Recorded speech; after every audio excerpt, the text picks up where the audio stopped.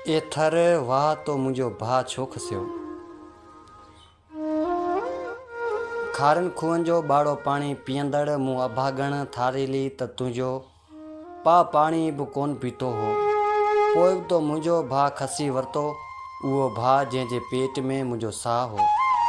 मूं अभागण जो साह कढी हां पर मुंहिंजो भाउ त न खसी हां।